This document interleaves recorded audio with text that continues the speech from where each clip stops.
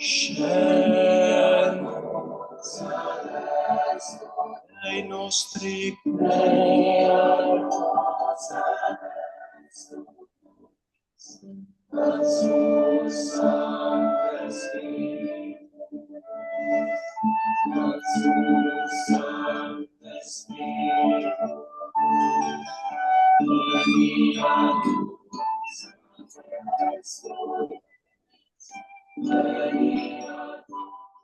Welcome to everyone. I'm David Mueller from Casa Esther Catholic Worker House in Amira, Wisconsin. I serve with Eliane Lakem, Michelle Sherman, and Becky McIntyre on the planning team for this, the third annual fall series of the Catholic Nonviolence Initiative. The Catholic Nonviolence Initiative is a project of Pax Christi International, initiated in 2016 to affirm the vision and practice of active nonviolence at the heart of the Catholic Church. This current fall series is exploring the nonviolent character of and the nonviolent implications that flow from the Synod on Synodality, which is the vision of Pope Francis for the future of our Church. The Synod synthesis document following the Synod Assembly last October called for, and I quote, more reflection and formation in order that we can manage conflicts in a nonviolent way, and careful consideration of nonviolence and legitimate self-defense. These are the issues that we will begin exploring tonight and also at our next event on October 21st. Guiding us in this exploration is Dr. John Reuwer, an expert in the areas of unarmed civilian protection and unarmed civilian defense. Also, Amira Musallam, a Catholic Palestinian activist, is hoping to join us tonight after she finishes her speech in New York City that she is delivering as I speak. And now I would like to introduce our moderator, Tiffany Hunsinger. Tiffany is working on her PhD in theology at the University of Dayton, specializing in traditionalism in the United States Catholic Church, with a dissertation on the reception of G.K. Chesterton in the American Church.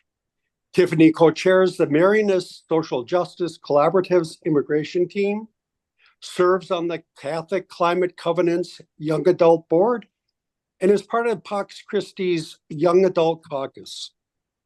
Tiffany teaches Introduction to Religion courses at the University of Dayton and high school classes on peace and justice at Archbishop Carroll High School.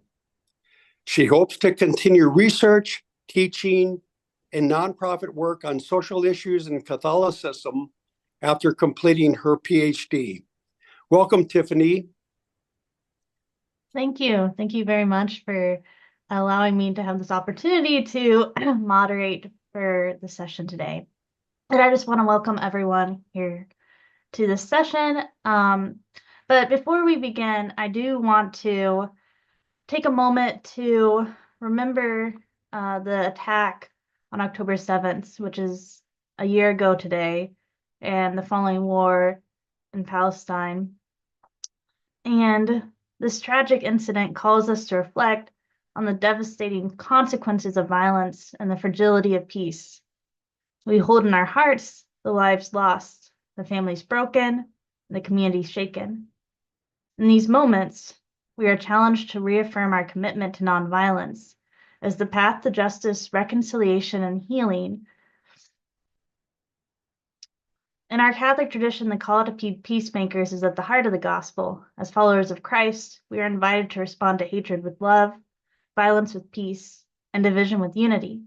Let us take this time to acknowledge the weight of the suffering caused by violence and commit ourselves anew to the work of building a world grounded in the dignity of every human being. I wanted to read a prayer from the Latin Patriarch of Jerusalem that he wrote for this anniversary, tragic anniversary. He also called for a fast today for an end of the conflict in Gaza. And so just take a moment to center yourselves as you see fit. Lord our God, Father of the Lord Jesus Christ, and Father of all mankind, who is the cross of your Son, and through the gift of his own life, at great cost you wish to destroy the wall of enmity and hostility that separates peoples and makes us enemies. Send into our hearts the gift of the Holy Spirit, that she may purify us from every feeling of violence, hatred, and revenge. Enlighten us to understand the irrepressible dignity of every human person, and inflame us to the point of consumption for a peaceful and reconciled world, in truth and justice, in love and freedom. Almighty and eternal God, in your hands are the hopes of men and the rights of every people. Assist with your wisdom those who govern us, so that with your help they will become sensitive to the sufferings of the poor and of those who suffer the consequences of violence and war. May they promote the common good and lasting peace in our region and throughout the earth. Virgin Mary, Mother of Hope, obtain the gift of peace for the Holy Land that gave birth to you and for the whole world. Let us now pause for a moment of silence, praying for all those affected by this tragedy and for the grace to be instruments of God's peace in our own lives and communities.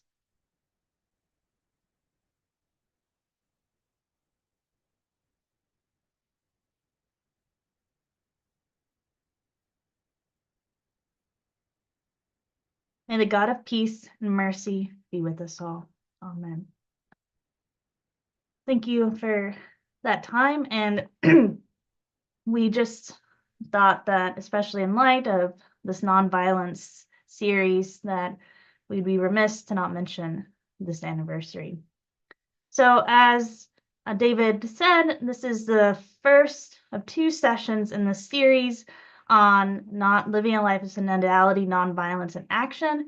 This session will focus on the practical applications of nonviolence and how they can effectively be integrated into our daily lives, and address key issues raised at the Synod, including the complex question of legitimate self-defense in contemporary times.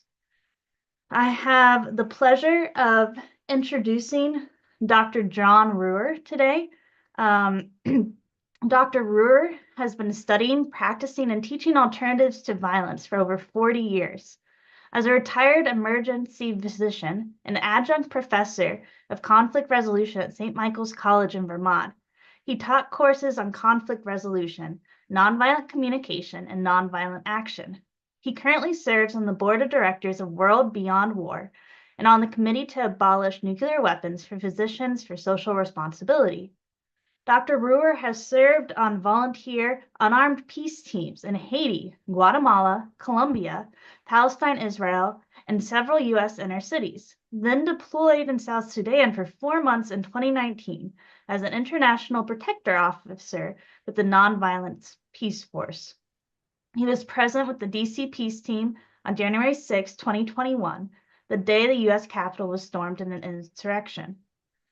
Several trips into Ukraine in 2022 and 2023 led him to found the Zaporizhzhia Protection Project and this effort to enlist civil society support to mitigate the rise of military action near Europe's largest nuclear power plant. Most recently, he trained in Turkey to accompany the Freedom Flotilla to break the siege of Gaza. I'm very excited to introduce Dr. Reuwer, and know he has a great presentation for us today. Thank you. Great. Thank you, Tiffany, and the others for this invitation. The work I do with World Beyond War, I see as building a bridge between the Sermon on the Mount and the Beatitudes that we all wish could be lived out all the time, and realpolitik, that hardness of enemies and violence that we see in the world that makes most people just give up on our religious beliefs. And I've spent 40 years collecting evidence that that bridge can be built and that nonviolence has real power for change. So I'd talk about one aspect of that tonight. And I'd like to share screen here. Okay. So the belief that violence is, or the threat of violence is the most effective way to protect ourselves and that which we value is a deeply held conviction for most people I meet. Unfortunately, that belief in violence also legitimizes the endless violence and war that threatens everything we hold dear. Ending militarism and war will require the acquisition of other ways to provide safety. And one of the most exciting possibilities is the field of a practice now called unarmed civilian protection, or UCP.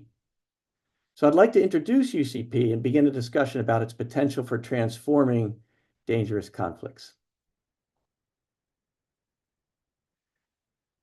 So UCP includes all the methods of unarmed ways of protecting unarmed civilians. To clarify some of the terms here, UCP means that civilian-based defense or social defense or unarmed civilian defense is a means of protecting whole peoples or nations even from potentially violent aggression or invasions. Now, usually UCP means civilians protecting civilians, but there have been cases where unarmed militaries have done a successful job of protecting civilians.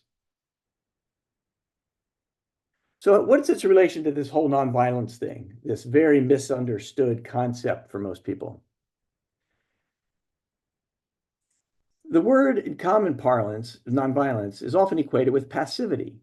And it's because the first principle of nonviolence, which came into public use really with Gandhi, from the Hindu concept of ahimsa, of a harmlessness as you approach the world. For me, I'm a little more familiar with what I was taught first day of medical school, primum non nocere, the Latin for first do no harm. So if a patient is suffering, the first rule is always not to make it worse. But here we're talking about nonviolence that is anything but passive. The Catholic Nonviolence Initiative promotes the means of living and dealing with conflict that is a powerful counter to the violence in the world. And I see three skill sets practiced by its proponents. The first is mindfulness, that is centering yourself with God or whatever you cling to in a way that allows you to respond to a threat the way you want to, rather than reacting in the way that your opponent seems to push. The second is listening to people, nonviolent communication, speaking our truth, not our opinions, but our real humanness, and listening to the humanity in others. And then there's nonviolent direct action. These are all very active forms of nonviolence, but direct action is what you have to do when that opponent of yours isn't interested in communicating with you, doesn't care about your mindfulness, and seems willing to harm you. So I think of unarmed civilian protection as a subset of nonviolent action, which includes civil disobedience and all kinds of peace-building activities that have done so much good through the civil rights movement and freeing nations like India and so forth. It's a huge universe of actions, and UCP is part of that. And then unarmed civilian defense, where you try to protect whole populations, is a much smaller field because it hasn't been practiced very much. But it's a subset of UCP. I hope this makes sense to you.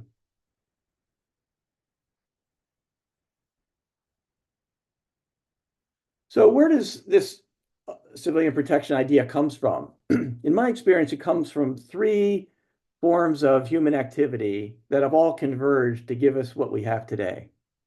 The first is community self-protection. The second is the concept of peace teams. And the third actually comes from a public health model. So neighborhood watches have been around for a long, long time. Ezekiel 33 in the Bible talks about how the watchman was so important to keep over the city and alert people of danger. That person was usually unarmed. Then there were town watchmen throughout medieval Europe, and I imagine other places in the world too. And in 1972, the Sheriff's Association actually formed formal neighborhood watches. Many of us grew up with their signs in our cities, and they can make a difference. They have huge variation in the activity. Sometimes it means a little old person peeking out from behind the curtain, seeing something and calling the police, or it could be something very active, like developed spontaneously in the 70s in New York City with what became known as the Guardian Angels, who, according to their website, are still quite active. They don't talk about the word nonviolence, but they are unarmed and go about the city patrolling and interfering with people who seem to want to commit crimes and harm others. Then there's the concept of peace teams. So Mahatma Gandhi began to talk in the 1920s about the need for tens or hundreds of thousands of citizens to be trained in practicing social work and nonviolent civil service for protecting communities prone to rioting in India. This eventually became known as the Shanti Sena and did involve tens of thousands of people for a long time. He wanted to build it into a true peace army and was shot the week before the very conference where he was going to introduce that. Then a third model comes from public health, pioneered by an epidemiologist, Gary Slutkin, who studied the research on the causes of violent human behavior and found that the evidence shows that violent behavior transmits much like an infectious disease. And he went on to show that other infections, transmissible infections, we know how to stop them by interrupting the transmission of whatever it is that the germ or the virus or the bacteria that causes it. In the case of humans, it's our mirror neurons, the way we tend to copy each other, makes violence very transmissible. But we know how to prevent, once you stop the transmission from person to person, changing the culture in a way that stops future spread becomes an important element by changing the group norms about what's expected and unexpected in your culture.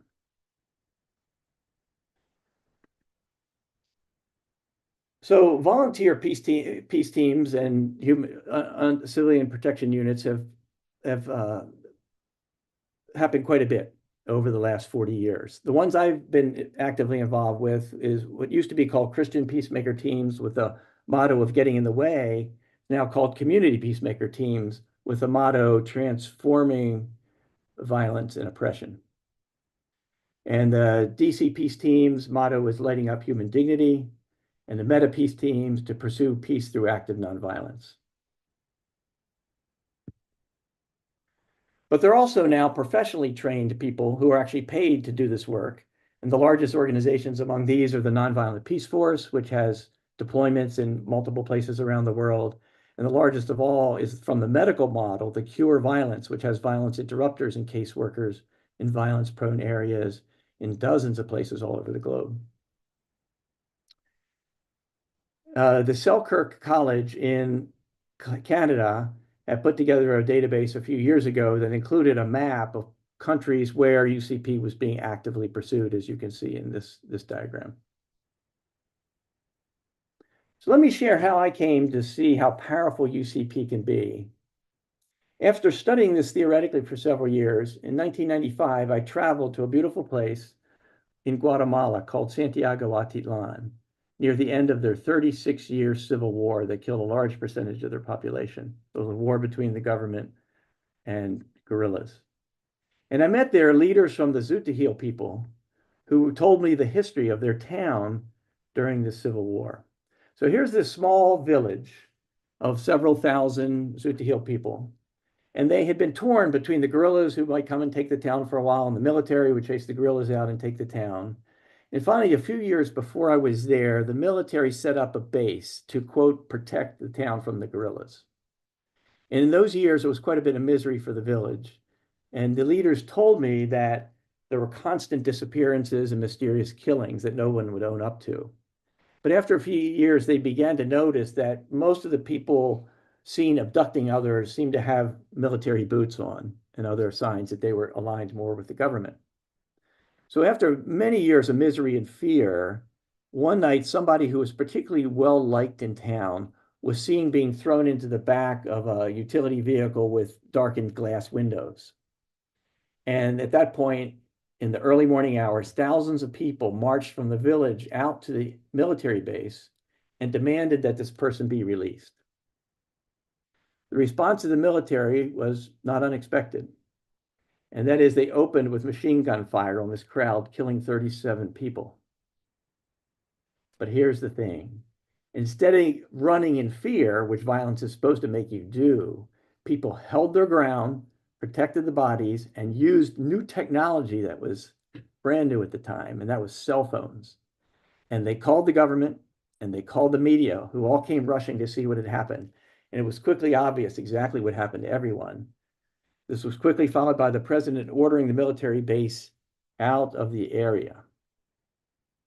And so when I got there, where the military base had been, they found mass graves of hundreds of victims who had been disappeared right under this spot. And they exhumed them, buried them properly, and then planted a coffee plantation on top that you saw here. So I asked these fellas, I said, okay, now that the military's gone, you don't have armed police of any kind, what keeps you safe? And he said, well, we have patrols. We have several units of 3 people, and they just patrol all night long. And one of them carries a flag, one of them carries a whistle, and one of them carries a stick. And I said, well, what's the stick for? They said to beat the drunks. But what they had learned, that in their case, civil power was actually much stronger than military power at keeping them safe. I was so impressed by this that I decided to take a sabbatical from my medical work and join Christian peacemaker teams. We were based in Washington, D.C., which happened to be this leading murder capital of the country at the time. And this was right in front of my house in Petworth. The National Guard had actually been called in to try to stop some of the crime and violence. And so there were armed guards showing bright lights at night, and nobody liked this. Nobody felt particularly safe with this much militarization. And it wasn't long before we found an indigenous way of doing things very different. Down in Southeast Washington, one of the poorer areas, there was a neighborhood that had been plagued by drug dealing to the point of making normal life almost impossible. They developed a way to take back their neighborhoods by addressing not the drug dealers who were too dangerous, but the drug buyers who came in their fancy cars into their neighborhood to do business. And they developed them what they called orange hat patrols. They eventually worked out from their porches to their sidewalks to walking around the neighborhood, playfully taking pictures of one another and videos of one another. They would never video a drug dealer, but just seeing those cameras there drove the drug buyers from the neighborhood, and they were able to reclaim a measure of safety. So we then took these ideas and used them in other places in the city with great success. I could spend hours talking about all the places I've seen UCP be effective, but in the interest of time, let me fast forward to my time with the Nonviolent Peace Force in South Sudan.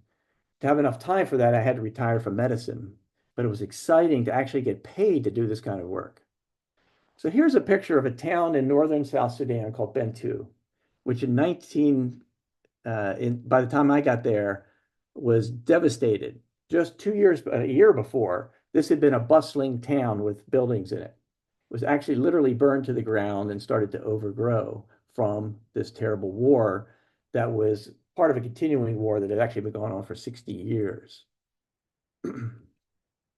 So on the ground, it looked like this everywhere. There's nobody in South Sudan who has not seen the awful effects of violence. It was a very different experience from being in America, where very few people feel the effects of war. Everybody was looking for something to do, and lots of groups, both international groups and local groups, were trying to figure out a way to reduce the violence. And groups developing different kinds of approaches. My favorite was meeting up with the Interfaith Council for Peace Initiatives. This group of pastors had their day jobs running churches and mosques, but they devoted themselves to going through the villages and into the bush, out to the young men who had caused so much destruction and misery among their own people. The people didn't want to have anything to do with them, and the men were afraid to come back. But living in the bush was absolutely miserable. And these people would get those two groups together for talks and to try to reconcile them with their communities. Then, of course, entered Nonviolent Peace Force, where you actually had some money to hire people to do this kind of work. And we formed teams of about half internationals and half local people. And it was a good balance between the two. The locals could give you the culture and the language, and the internationals gave credibility to the locals and a little bit of expertise. And then we began to carry out the functions of unarmed protection. And this was a talk in and of itself, but basically some of those elements are capacity building, learning that people there are already doing a million things to keep themselves safe, and bringing those out, reminding people that that's what they're doing, building on those is one of the greatest things we did. Like there's practice sessions for actually doing nonviolent interventions. And in the lower right-hand corner, you see a village chief talking about the ways that South Sudanese used to resolve conflicts before the age of politicians and heavy arms sales and interference from the West. And you do a lot of monitoring. Patrolling is a part everywhere. Just going around, making friends, listening to people, building trust, that then when there's trouble coming, people are willing to come to you and say, hey, let's organize around stopping this trouble. And then there's things called like early warning. Most people are shocked when the bullets start flying or the bombs start coming. And proactive engagement is when you go out and try to predict when things happen and educate people of how to handle certain dangers. In this case, there's some pictures of unexploded ordnance that people had to deal with. And sure enough, we give a talk on what you do with these landmines or whatever that's still left. And the people always had something to say about what they knew about it already and how they handled it. So it was always a two-way street. The most exciting, powerful experience for me was engaging armed combatants who were interested in ending the conflict, but had little idea of how to make life in a society with a devastated economy and a politically corrupt government. They seemed so grateful that outsiders cared enough to be there and wanted to learn everything they could about trauma healing and reintegrating into society. And in this particular meeting, it was just fabulous to see all armed soldiers, and half of this room is actually armed soldiers with their uniforms off, that the people were terrified of moving back into the villages they had been displaced from because the military was still there. And to see the conversations between those two was just so heartwarming and powerful. So when I saw just how effective a few people could be in the situation, and I wondered why we weren't doing more of it. And so I looked at the numbers of armed versus unarmed peacekeepers. So at the time, the United Nations peacekeepers numbered 17,000 people, soldiers, and 2,000 police officers at an annual cost of about $1.2 billion. The Nonviolent Peace Force was there with about 200 total staff, about half of who would be working at any one time, and $12 million budget. And I thought, wow, what can we do about this? Is violence more powerful because it's actually more powerful in keeping us safe? Or is it simply because that's where all the money, time, and effort is? So I was going to say a little bit about this difference I've seen UCP make in Palestine recently, but because we may have Amira here to give her own personal story, I'll brush over that. And go to the next stage. So everything I've talked about so far, except South Sudan, is pretty small things, small numbers of people protecting villages and small groups of people. But clearly, people get invaded by bullies with armies. Throughout history, the stronger forces usually conquered, and most people accepted the results as inevitable. There have been times, however, when people decided to try another way, and they have not fared badly. Two of the best examples are in Denmark in 1940. Hitler had rolled over Poland, it rolled over Austria, Belgium, Netherlands, and was invading Denmark when the Danish king said, that we don't have a chance against these guys, this army stand down, and they let themselves be occupied, and then spent the next 4 years doing civilian resistance of all sorts. There was a little bit of sabotage and so forth, but most scholars studying Simpson said that the Nazis were much more affected by the lack of productivity. They conquered Denmark because they wanted their shipyards. There wasn't a single warship finished in Denmark. The only ones that got finished had to be towed to Germany to be finished. And as a result, very little of the Danish population suffered. They managed to save most of the Jews through clandestine moving of them. For example, in this picture is the King Christian X, who became the symbol of all the resistance. When the Jews were required to start wearing Stars of David, he came out in public with a Star of David on. That kind of bravery and resistance just made all the difference. Now, Czechoslovakia, 1968, was a Soviet invasion with 5 Warsaw Pact countries to try to put down what was called the Prague Spring. So Alexander Dubček, the Communist Party head, said, we really need a gentler communism without so much authoritarianism. We need a human face. Soviets didn't like that too much, and they rolled in tens of thousands of troops and tanks. This was the first time in history that the railroad switches didn't cooperate, the street signs were all changed, and they really they really slowed up the Soviet army. And only a handful, a little over 100 Czechs were killed in that entire operation. You know, compared to that, what you're seeing in Ukraine.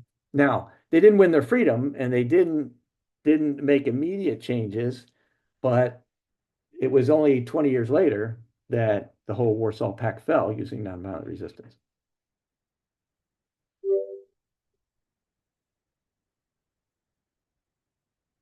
So there have been a couple of cases where whole populations refused violent defense altogether. These are extremely exciting, but also extremely rare. If anybody knows any other than these two, please tell me. But the ones I'm most familiar with are the Pennsylvania colony from 1682 until 1755. Because William Penn, following Quaker principles, decided he was going to run a colony built on the belief that human dignity cannot be violated.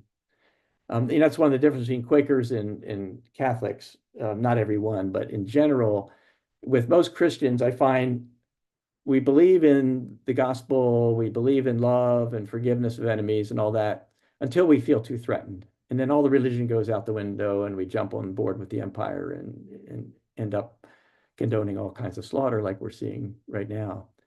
And the Quakers, at least in Pennsylvania at the time, were a little tougher. And they said, we're not going to, he said, he codified it into law. You cannot kill Indians under any circumstances, and you cannot take their land without fair compensation. And those two, among many other rules, allowed Pennsylvania to have no forts, no militias for almost 75 years, 3 generations of human beings. And it's a long story of how that ended and everything, but it's an impressive story that shows what can be done. The other case was in the Northwest Territories of India in the time of Gandhi, during the Indian independence movement. So Abdul Ghaffar Khan was a Pashtun leader. It's that area between Afghanistan and Pakistan now, that was filled with a warrior culture of Pathan folks that were vicious, vicious fighters. Now, of course, because they fought among themselves a lot too, and they were a bit disorganized, the British had little trouble beating them in large battles. But they'd always come back and fight and never really pacified the place completely. But under the tutelage of Ghaffar Khan, they threw down their guns, but continued to train militarily. They marched in orders, they made uniforms of what became the red shirts, and they went up against the British totally unarmed, like your worst nightmare. Right? You're just a phalanx of people, kind of like what you saw in the movie Gandhi, if you see that at the Salt March. And they did that over and over again. And they made a major contribution to the freedom of India without using violence. Now, the interesting thing about them is, in all the reading I do, it doesn't sound like there were ever more than a few hundred killed at a time. Now, many thousands were killed, but nothing compared to what you see in violent defense of any country resisting invasions by war. So those two examples are out there. So we know human beings can do it. And I think we need to learn everything we can about why that worked and how we can make it work again. Well, you might say, well, that's all old history. What about now? Well, there are at least a couple of dozen countries right now that do not have standing armies at all. And they have almost never been invaded. The biggest among them and the most purposeful is Costa Rica, which abolished its army after a civil war in 1949. And I strongly advise you to watch the movie A Bold Peace that talks about not only how they did that, but all the benefits of doing that, how all that money that the other Central American countries were spending on war and repression was being used for education and healthcare and so forth. And they became the most prosperous of the Central American countries. Okay, let's get down to the real wire, the real bad guys, right? The Russians or whatever. So if you watched the beginning of the full-scale invasion of Russia into Ukraine, you saw a lot of images of nonviolent resistance. A friend of mine, Philippe Daza, Sierra, went to Ukraine. He was in Ukraine before the war, and for the first 6 months, collected stories everywhere and came up with this report, where I think it's like 320 cases of nonviolent resistance, and put them into Gene Sharp's categories and everything. Unfortunately, he lost funding and wasn't able to finish the project through to the current day. But he documented, and you could see him on TV initially, people changing the street signs, the Belarusian train union refusing to carry Russian troops and diverting their trains and sabotaging their trains, which didn't stop the Russian invasion, but it did two really important things. One, it kept Lukashenko, I think, is a dictator who's a friend of Putin's. It didn't stop them from letting them use their country to come through, but it certainly slowed them up and caused some of that traffic jam coming down through Belarus that allowed the Ukrainians to put up such resistance in Kyiv. And it stopped the Belarusians from becoming allies to Russia in the war. No Belarusian soldiers are fighting in Ukraine officially. So again, you saw people stopping tanks, changing signs, and when their mayors or leaders would get arrested, the people would go down to the jails and get them out. All that went on for a few weeks until it got deluged, the country got deluged with weapons. Now, I'll tell you briefly about a thing I learned a lot on my 3 trips to Ukraine, and that is the people of Anahodar, which was the very modern city. They were so proud of this beautiful city where all the workers for the Zaporizhia nuclear power plant work, the largest power plant in Europe, 6 reactors. And the Russian tanks came up in that first week of the war, and the leaders went out to greet it. And the Russians said, "We're here to liberate you." And they said, "Oh, we're finally liberated. Thank you. Go home." And I said, "What would the Russians do?" So they turned the tanks around and went home. This was after many hours of negotiation. I said, "What happened the next day?" They came back, the same thing. All day long, they negotiated, eventually turned the tanks around and went away. The third day, they came back, and the people were starting to get worried. So they brought out church leaders dressed in their vestments and bringing typical offerings of hospitality to Russians, but again said, "Please go away." And the Russians left again. Then on the third day, the Russians waited till the crowds mostly disappeared, then came in and attacked the few military checkpoints the National Guard was guarding the power plant, and then went on and had a battle right around the plant. Very dumb thing to do. But the National Guard surrendered in about 3 hours.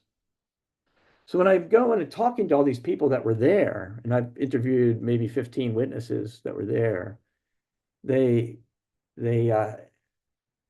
one gave them credit. They didn't think what they had done was anything heroic, because everybody just said, "Well, you lost the city, you lost the city." And when I pointed out to them that, well, but your city is still completely intact, your relatives are still there. A third of the people chose not to leave when the Russians let the ones who wanted to leave. And they said, "Look at Mariupol, where they fought tooth and nail for it. They lost that too, but at the cost of tens of thousands of lives and an entirely destroyed city." And I tried to point out to them, I said, "How much training did you have?" None. Nobody ever talked to you about civil resistance? No.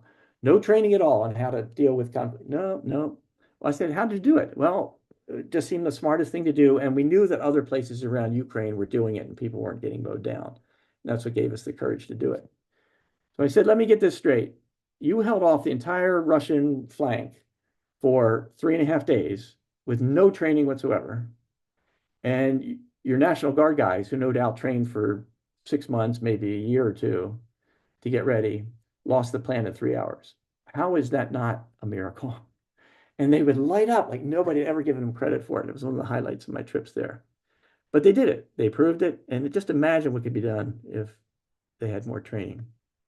So, is violence more powerful inherently, or is it just work because that's where all the money and all the belief goes, right? So world military expenditures, gosh, this slide's only like 3 years old and we're already half of $500 billion behind. This is total world military expenditures at about 2 trillion. We're up to 2.5 trillion now. And the total UN budget, so the only international organization of any size working on peace, doesn't even register on this graph. And the peacekeeping budget is only half of that budget.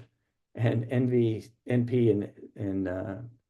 and Cure Violence, the 2 professional UCP organizations, don't even show up compared to these. So all militaries in the world is about 27 million soldiers, and all formal UCP teams all over the world might add up to a few thousand, maybe more if I'm wrong, if we've missed some big ones. But it's not much. So if you ask, well, what are the limits of unarmed protection? How far can it go? Obviously, it's not going to work all the time. my question back to you is, what resources are you willing to allocate to it? And what happens, and this is the question I want you to start memorizing, what happens if you level the playing field? What do I mean by that? That means two things. One, first, count all the costs. Yeah, everybody knows we're going to lose some soldiers, and let me look at Hamas. They knew they were going to get lots of civilians killed, and they thought it was worth it. But in the human cost in Ukraine, there's nobody knows the numbers. I think it's ridiculous that people won't honor the dead by counting them at least. But there's maybe a few 100,000 dead and many hundreds of thousands injured. And we'd all know, yeah, we'll spend another 20 billion here and 100 billion there, but that's all the cost of war. But do they count all the PTSD in these veterans that are going to need care the rest of their lives? Are they counting all the business that doesn't get done, like Ukraine is a fully destroyed economy? The environmental impact, the depleted uranium that's going to cause birth defects for the next 100 years in Ukraine, or the cluster bombs that are going to blow off children's legs 20 years from now, all over the ground, all the landmines that were caught in the flood when the Kharkovka Dam broke.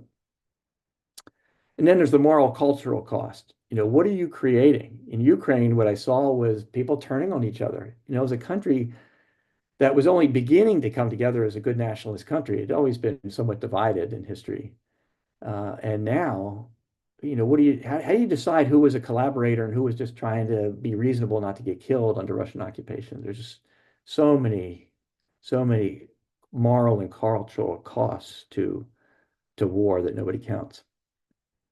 And the second thing is count all the costs and then pay the same price for peace that readily pay for war. I think we need to take willingness to risk life like soldiers do. That's one of the reasons people honor them so highly. And then pay for the research, development, and deployment on par with police forces and militaries for unarmed civilian protection.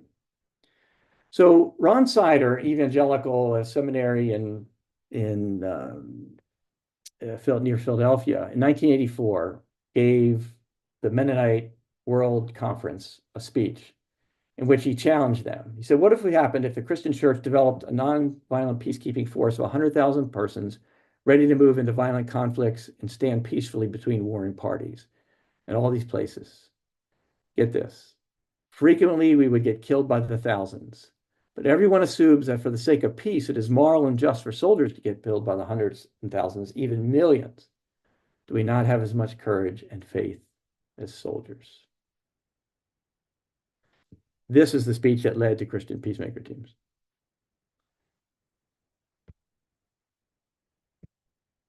Okay, well, in my opinion, what would it take to scale up UCP at any size? And I think the main thing is start thinking about leveling the playing field. When somebody says, oh, we need to send the Army in, ask them how much the Army costs. Not just how many you're going to lose, but the cost of training those guys, the cost of treating them, their trauma the rest of their life, and who's going to clean up all the environmental damage, who's going to make up for all the business losses, and what are you going to do about all that hatred that every war leaves in its path? Then I think we need an academy that we could really train people, not just train people, but also, like any university, be a home for research, training, and strategic planning for deployment. And then I think we need a demonstration project bigger than anything we've had so far to prove its value in a particular setting. Now, do we have the will? We certainly don't have the money to do this. Could we get it somewhere? Well, there are some inklings of trying to do this sort of thing. You may all, I hope, are familiar with the fact that they just established the Catholic Institute for Nonviolence. So think of that as at least a small think tank centered in the Vatican for beginning to plan about these things and how that might grow, not just Catholic, of course, but involving lots of people to develop into a real think tank for sharing nonviolence, not just with Catholics, but with the whole world. And then Amira is deeply involved with this. I hope she's here now. I don't know if she is or will be soon. But Amira is working on the feasibility of a project where we send at least 100 unarmed peacekeepers into Gaza or the West Bank somewhere as soon as there's a ceasefire, and demonstrate that unarmed strategies are at least as useful and maybe more useful than introducing more guns into the region. So that's what I have, and I'd love to get into some discussion with you all if you are interested.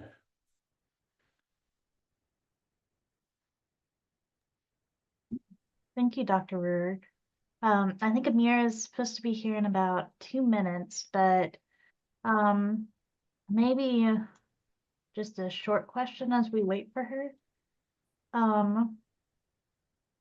I forgot to say this at the beginning of the presentation, but if you do have any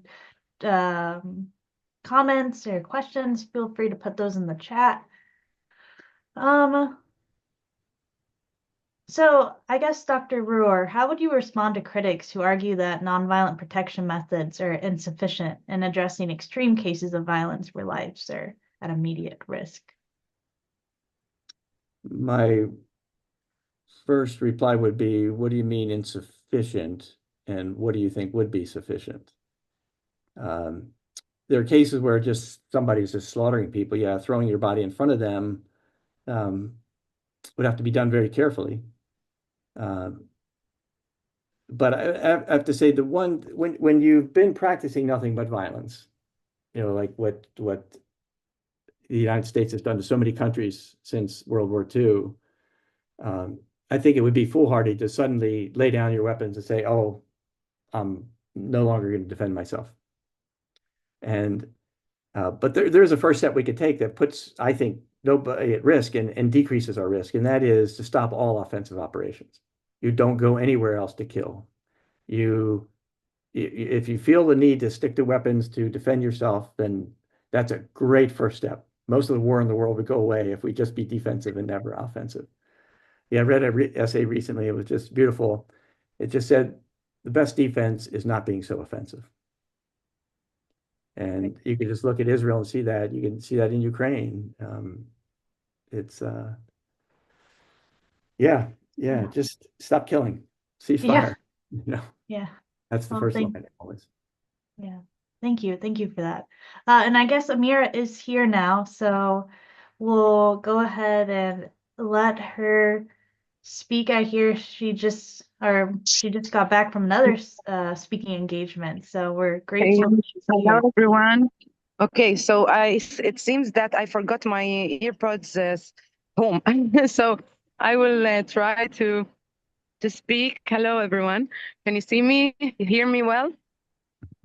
Yes. Yeah. Okay, good. Actually, I'm sitting in the Union Square in New York City.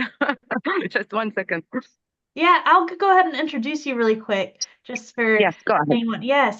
So Amira is a Catholic peace activist from Bethlehem, Palestine. She's currently resisting eviction from her family's land by Israeli settlers, all while tirelessly working to bring teams of unarmed civilian protectors to Gaza and the West Bank. Her story is one that resonates deeply with countless Palestinians striving for peace and justice. She joins us tonight to share her own journey, offering an urgent call to embrace a life of synodality that stands in solidarity with communities on the front lines of the world's most pressing struggles for justice and peace. So thank you for joining us. Good to have you here. Thank you for inviting me. Sure, Yeah. Thank you. Okay, everyone, hello. So I was asked to talk a little bit about UCP and what I'm doing in Palestine regarding this issue. Actually, my story didn't start in the land confiscation and the land theft of my in-laws just a few months ago. It started when I was 12 years old, when my house was bombed in Beit Jala, and we escaped, from death that night. And I remember it as if it was yesterday. It was the 15th of November, 2000. I was just 12 years old back then. And we were in the house when our house was partially bombed, and we had to escape to our neighbor's house, which we thought it was safe. And we were under tanks and helicopters attack and bombs all night long from like 6 p.m. until the next morning, 6 a.m. And the next morning, we woke up to our house partially bombed, to our neighborhood also was like damaged, destroyed, electricity, trees, everything was like, bombed. And the thing I saw that morning really like affected me until now, until today. I saw the body of my neighbor who was a German Christian, a doctor who was married to a Palestinian who wanted to rescue my family and our neighbors, was bombed from an Apache and a helicopter. And I saw his body and flesh and blood everywhere. That morning changed my life, really. And then we had to leave for 4 months from our house until it got fixed, and because it was really dangerous. But when we came back, and we decided to come back because there was no other place that is safe in Bethlehem. Everywhere you go would get bullets or rockets or, whatever kind of attacks from the tanks or helicopters. So we decided to come back to our house, and we live on the second floor. So we had to fix our first floor that we thought it might be better, and at least it will protect us from bullets, at least. But of course, bombs, if there's a bomb coming to our house, but that moment, we had a call from an organization called Women in Black from England. They did UCP, Human Shield Protection presence in Palestine back then. And they sent us a woman called Liz from England who stayed with us and would tell, her embassy that she is there and that foreigners are there. And she stayed with us a few months, protecting us against any, thank you, it's okay, against any attack. And that's where I got to know UCP. And also a few days after, she told us that she will be inviting a friend of hers. The moment she entered, that woman, she started crying. She was a very beautiful young woman in her 20s, 30s, maybe 30s. And the moment she saw us, she hugged us and she started crying. And she said, "I'm sorry for what my people are doing to you." So it turned out to be that she was an American Jewish Israeli woman who came to do UCP for us with her own body, with her own, risking her own life to protect us. And she stayed a few days with us back then. From there, so many things happened in my life. I will now share with you the last thing that happened with us in July. In the 31st of July, I got a call from my mother-in-law who told me, "Come, hurry up, come pick up your son from Al-Makhrur land in Beit Jala." My son was visiting his dad, and they were in their land in the morning, at like around 9 o'clock in the morning. Armed settlers, backed up with the military and police, Israeli military and police, came into the land, threatened my in-laws, held their weapons and threatened to kill them, and kicked them out of the land while my son was there also. He's 9 years old. His name is Ramzi. The moment I arrived there, I didn't see sadness in my son's eye. I saw anger. He was very angry because what I found out that those settlers just took all his toys from the land and crashed them in front of his eyes. It was really devastating for me. It was really, I couldn't know what to do in that moment. I didn't know. I was like calming him down, hugging him and telling him, "Don't worry, Mama, I will buy you more. It's okay. Anyway, those toys were like very old, so I will buy you new ones. Don't worry about it." But I knew that this will not comfort him. So I took him away and I went back because why I went back because so my in-laws called the Israeli police to come to protect them because my in-laws have Israeli passports. They are Israeli Arab citizens, Christian Israeli Arab citizen. So they hold the Israeli passport. I don't. I am just from the West Bank, so I hold the Palestinian passport. So they called the Israeli police to come and protect them from those like settlers. So what happened that the police came and arrested my ex-husband, Jad. They arrested him instead of protecting him. They arrested him and took him away. So in the land, there was left women alone, with those like settlers and military holding weapons against them and very violent.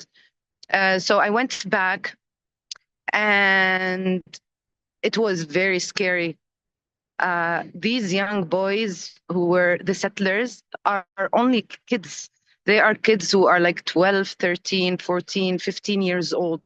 They are kids at risk in Israel, where the government uses them to steal people's land and work in settlements in the West Bank. And those little kids were holding knives and holding, I don't know how we call it, like white arms. And the older one, who is Lior, who's the one like the head of those settlers and the one responsible for them. And he was the one who is armed with a big F-16 machine, weapon. So we stayed there. They tried to attack us. We tried to at least protect some of our stuff, because they were like taking everything out the land and crashing them.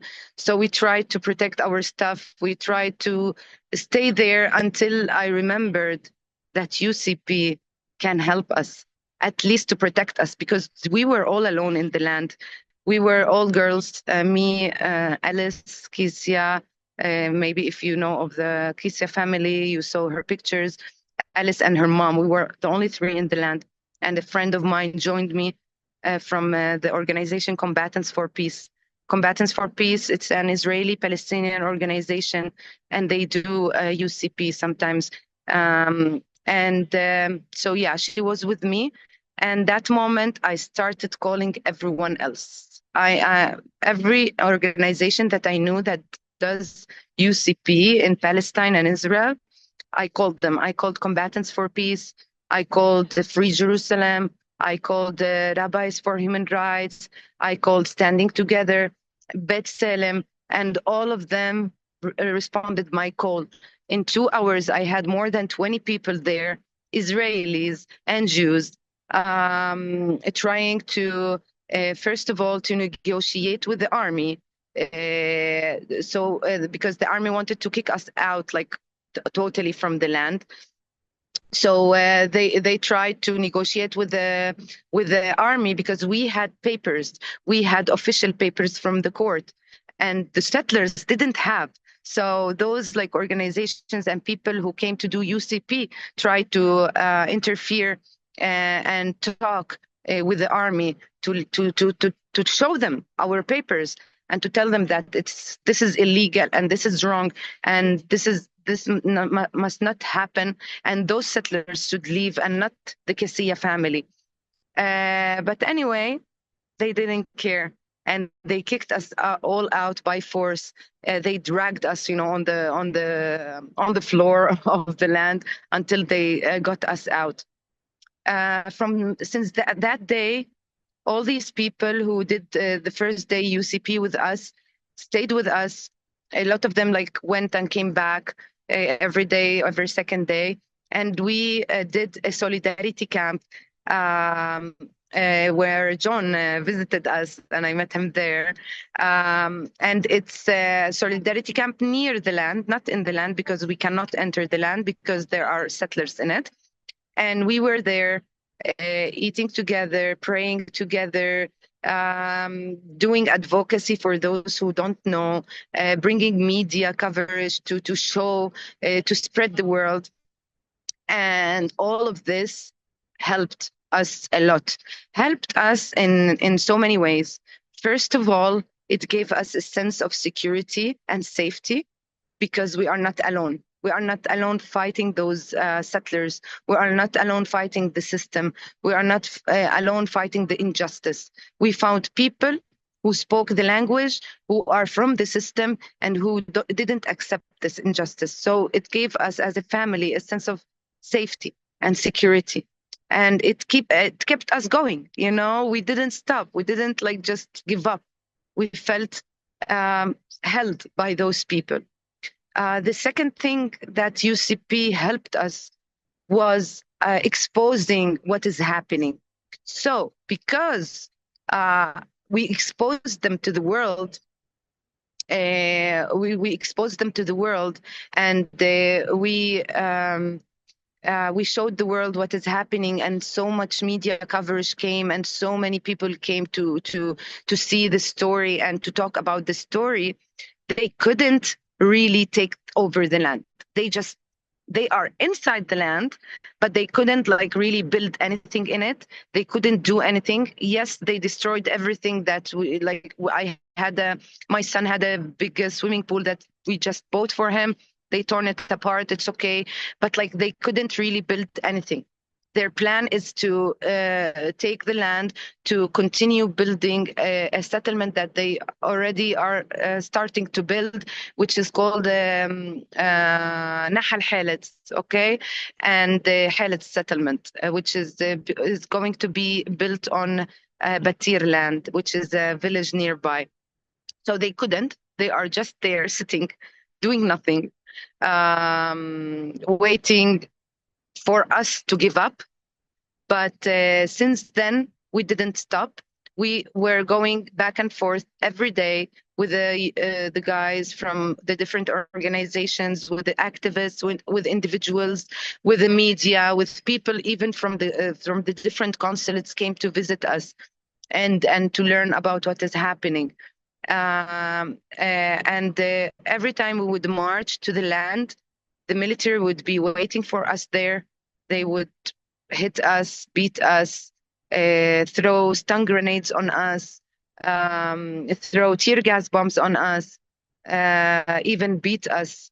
But it didn't stop us from coming back every day until the 3rd of September, where the military came and demolished the Solidarity camp. So there was no more a place for those people who were in solidarity with us to come and be with us. But also, we didn't stop. So those same people and much, much more continued to help us through online solidarity, virtual solidarity. So we created this WhatsApp, a group where in 2 days, more than 500 people joined from all over the world. We created visuals in each country. So we had more than like 30 visuals around the world, from the south to the north, to the east, to the west. Arabs, foreigners, Italian, English, Americans, like in the States, so many visuals happened. And we did visuals in the same day, at the same time, all over the world, showing support to the Qasiyya family, to support their cause, to let people know, to open the eyes on the JNF, which is the Jewish National Fund, which is funding all these acts, all this violence against the people in the West Bank in Area C.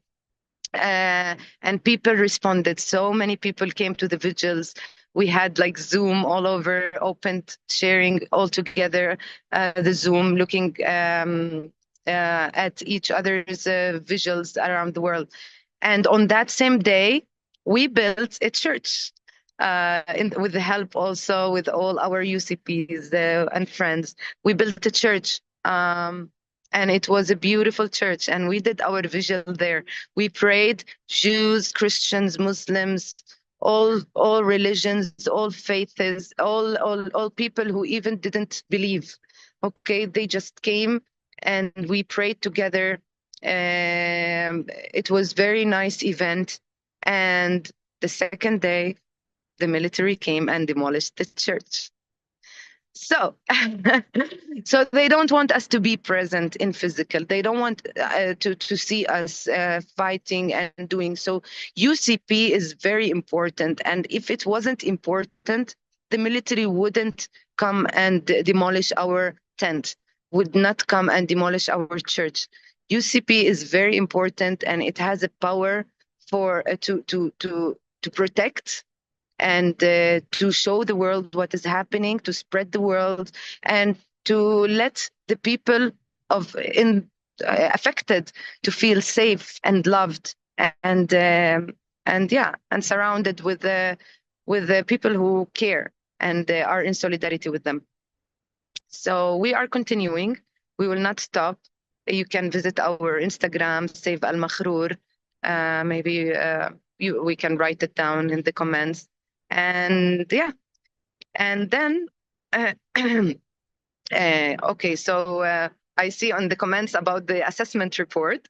So just quick comment about that. In July, even before the settlers took over my in-laws' land, I got a call from Nonviolence International and Nonviolence Peace Force to be on an assessment team to do a report and an assessment to see if and whether the UCP is an important tool in Palestine, and where should it be, where should it happen if it is important, and how it should be done, and the methods, the tools, the when, how, what, all the details. And in the comments, we put the report for you. You can read it, you can learn about it, and we came out with a result, and that's why I am in the States today, to try to spread the word about this report,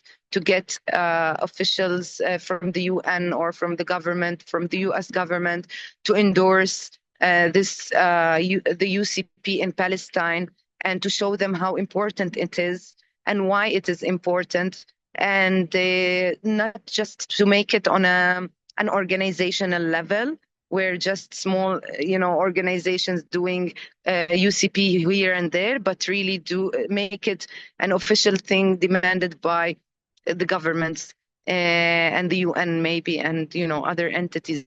So I am here in the States, in New York City, until Saturday. We're going to be visiting, of course, with my colleague Mel Duncan.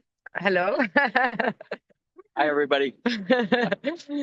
And then we are going to DC, and also we will have speaking panels.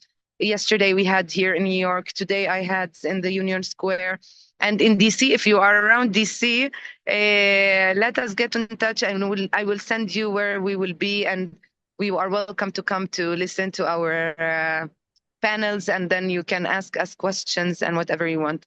I think I took more than 15 minutes. Yeah, and thank you very much for listening, everyone. Perfect. Thank you so much for joining us, even after your speaking. And it was really fruitful to hear such a personal story. So I really appreciate that. Thank you. You're welcome. Thank you for all. Yeah, and there is actually a question already for you, Amira. What actions can we do to help from the US? This is coming from David. Yeah, this question, so many people ask me this question because, people want to know. So there are a lot of things to do. Not only demonstrations and going in the street to say, well, for example, stop the war, stop the genocide. This is important, but I think it's not enough. There are so many things that you can do. Write to your senators, write to your Congress people, write to your government, write about the war in Gaza, of course, the settlers' attack in the West Bank, and how it's making our life impossible. It's a kind of a tool that Israel is using against us for ethnic cleansing. Without killing us, they are making us, they are displacing us, and they are obliging us to leave, and especially Christian Palestinians. We are now the minority after we were the majority in Palestine back in 1948. Now we are in the whole Holy Land, in all Palestine, from the river to the sea. We are 1% only. So this is ethnic cleansing. Maybe not by killing, but by displacing us, by obliging us to go and search for a better life. So this is important. And an important thing is to also spread the word about the JNF, the Jewish National Fund. The Jewish National Fund was sanctioned last month from Canada, and they stopped the funding for the JNF. If America can do that, I know it's not easy, but like if more people are talking about it and exposing what they are doing in the West Bank and how they are using those settlers to kill, to violate, to confiscate, to steal, to, you know, all things that our settlers are doing, then that would be great. And also one thing that I would like also to draw the attention, I said it before, that also JNF is using kids, underage kids, to kids at risk, actually, who needs help, instead of putting them in such places. They need to be helped, not to put in a place where they are in danger, you know. And then learn more about UCP. Reach out to us in the email. In the report, there's the email of Mel. You can reach out to us if you want to help, because we are going to deploy, and inshallah soon, hopefully, when we get things set, we will deploy at least 100 people to Palestine and East Jerusalem to do UCP. And if you can't do UCP and be gone for 1 year in Palestine, it's okay. We need people in the back office. We need people to train. We need people to do lots of advocacy, lots of social media, lots of things. We need like help. So yeah, if you can reach out, it will be great. And third thing, and the final thing, I think it's always important to mention the financial issue. So UCP, our project, our mission needs lots of money to start it, and it's urgently needed. It needs lots of money also, and lots of funding to deploy people and pay for people to go and do this work. We will not send people just to volunteer. We will not do that. It's important that people who go there will feel appreciated and will feel appreciated for what they are doing. So this is important. And also the Kisiya family, they have a GoFundMe page. Also, you can help in donating whatever, because this family has been fighting. I didn't say the whole story, but like because of time, but this family has been like fighting against this injustice for the past 20 years. And they have endured lots of deaths. And yeah, they have more than like they demolished their house, they demolished their restaurant, and they now have lots of debts. So this is another thing you can help if you want to help financially. Yeah. Perfect. Thank you so much. A lot of action steps there. I appreciate that. And it looks like we kind of have a comment / question from, I think, Gerard. And he says, in my opinion, the problem here is the money, because all that stuff comes from money. So he says, will it not be better to go against those who sell the arms? Any comments, questions?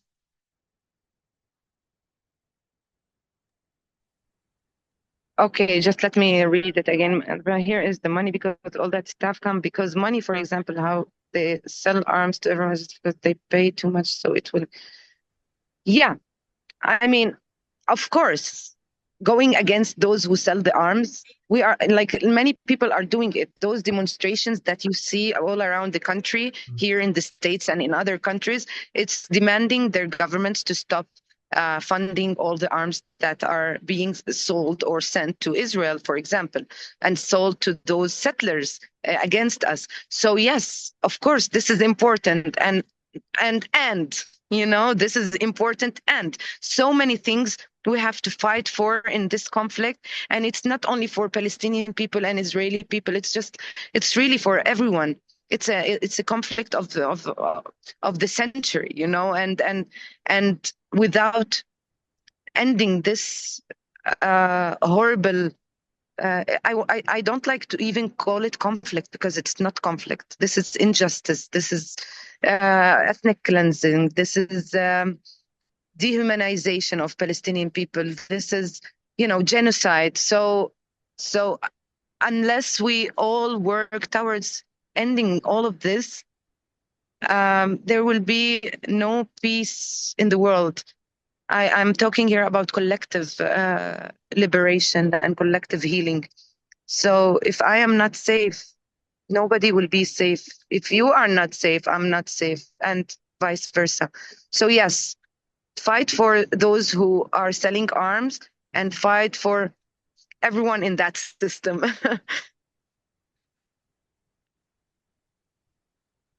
Yeah. I'll just add to that. It's interesting that when Pope Francis in the beginning of the Ukraine war refused to take sides, he caught enormous pushback from Poles and Ukrainians in particular. How can you not be on our side against this Russian invasion and so forth? And he did back down a little bit. He did say, no, people have a right to self-defense. Of course, couldn't helping people understand that nonviolent self-defense can be as good and a lot less painful than violent self-defense. But he did say this one thing in regard to Gerald's question there. He said, okay, if you choose violence to use yourself, nobody should make money on it. Nobody should profit off of war ever. And if all the good Catholics and other Christians and Jews and everybody who believe that violence is necessary for self-defense would just obey that one rule, I'd probably end most wars. Thank you. Thank you both for that. And again, if anyone has any questions, please put it in the chat. But I'm going to ask again, kind of on the Pope Francis question. In 2022, Pope Francis argued that self-defense is not only licit, but also an expression of love for the homeland. And the question of legitimate self-defense has been an important topic at the Synod. In contexts where individuals or communities face imminent threats, how do you navigate the ethical dilemma between advocating for nonviolence and recognizing the right to self-defense? Are there instances where you believe nonviolent tactics might not be enough? Amira, do you want to say something about that, or? Yes, I also got asked or told that nonviolence is not enough. Nonviolence will not end this conflict.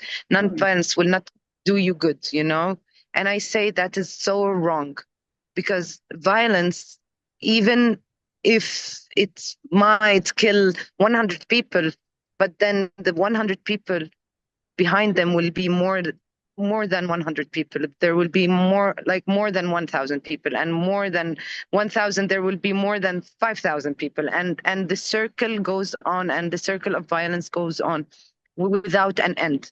But the non-violence that we are doing in this world is not enough, and I say maybe yes, but we need to be, I think, more radical in nonviolence. Don't be radical in violence, be radical in nonviolence. It's not enough just to go on a demonstration in the street saying stop the war. Make, for example, strikes. Go do more radical things that will affect the economy of a country, for example. This is non-violence for me. I don't know if you agree with me, but yeah, I believe that our non-violence that is happening right now in the world, around the world, is just too nice, And I'm not saying that it should be very aggressive, but at least a little bit more affecting those in power, those who are in control. That's my opinion, of course. Do you have anything to add, John? Yeah, I'll just reiterate what I said in the talk. And Amira, I hope at some point you can get to watch the recording or something to show the points I make, because I'd love to have your feedback on it. But basically, it looks to me like violence seems to work more often, not because it's inherently better in any way. I agree with Amira, it's inherently worse, but because that's where all the money goes. That's where all the money, all the creativity, all the sacrifice goes. And as soon as we come to even a reasonable percentage of the sacrifice we make for war, for peace, I think we're going to make much faster strides to peace. Yeah, it's just a small example. Destroying a building is much easier than building one. And that's the difference between violence and nonviolence. And that's how I can give this example, just to imagine. Destroying a building is much easier than building a new one. Yeah, I like that. And yet, let me add to that, Amira, that because that can sound a little discouraging maybe because you build it. But just watching the Palestinian people over the 5 visits I've had there since 1991, they don't give up and they keep building. I mean, their villages have been raised, 15 times, 20 times, and they're still there and they're still building. And think of this, around the world, even with all the ugly violence and wars going on, 99% of people are building buildings rather than destroying them. And that's the hope. Just let's clue into our humanity rather than our tendency to violence. That's who we really are. We're made to build. We're not made to tear down so much. Yeah. Very good. Yeah, I like that. I like that hope. And kind of then building off of that and this imagery of hope and that going along with our Catholic beliefs of the gospel. In your opinion, how can religious and faith-based organizations contribute to expanding the reach and impact of UCP as a legitimate form of protection aligned with the gospel? Either of you have any thoughts? Well, in my experience, most Catholics, most Christians still say they lose the religion when the threat is big enough and someone creates fear in them. That's when they give up on the golden rule. That's when they give up on the Beatitudes, the Sermon on the Mount. And we just got to make it look more practical to most people and more reasonable to most people to build rather than to destroy, to do nonviolence rather than violence. And be willing to take the occasional hit. Like quoting Ron Sider, why is it okay for us to say, oh, soldiers are going to get killed by the millions? And with nuclear weapons, there are planners that say, oh yeah, we're going to lose 1 billion people, but we'll still win somehow. I mean, that utter craziness is what we've got to get past. And of course, we're up against the system where violence keeps the people in power, right? And they have an enormous propaganda machine. Every movie you see, every cop show you see, the good guys never win by being good. They win by out-violencing the bad guys.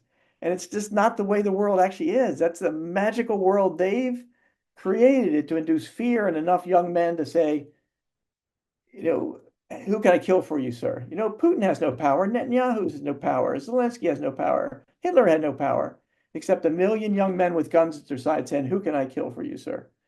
And that's what we've got to appeal to enough people to say, no, there are other ways to defend yourself and to keep your community safe. And like I said, the 2 things I think we need are a massive demonstration project. And I love this idea of what Mel and Amir are trying to do to say, okay, let's do a demonstration. When there's a ceasefire and there's enough room to breathe, we get in there with unarmed rather than armed people, fewer weapons rather than more. And then, a proper training place. And there are a lot of people working on that.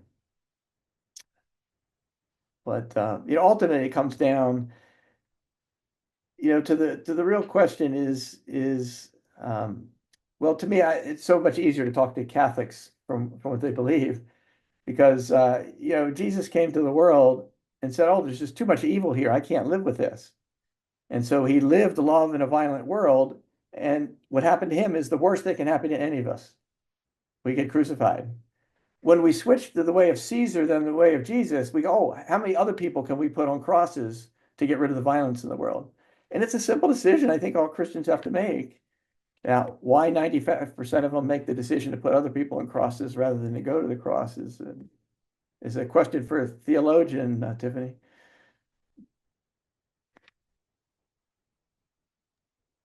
Anything to add, Amira? Okay. No, all is good. All right. Thank you. Yeah. Well, thank you so much, both of you. we're at time, I think, so I'm gonna hand it back to David, but really appreciate this and learned a lot from your experiences and your wisdom. Thank you. What a wonderful evening. Powerful message. John, thank you so much for your presentation. Those are topics that not enough people understand, and your expertise comes from actually walking the talk and your lived experience. So I really want to thank you. And Amira, thank you for sharing your personal stories and being so open. We certainly send our prayers and love to you.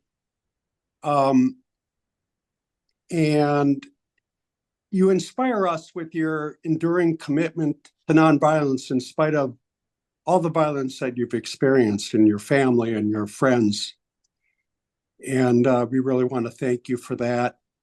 Again, it's a story, the story of the Palestinians and suffering from the war, from the settlers. The violence of the settlers is not well known enough in the United States. So we thank you for contributing your important story.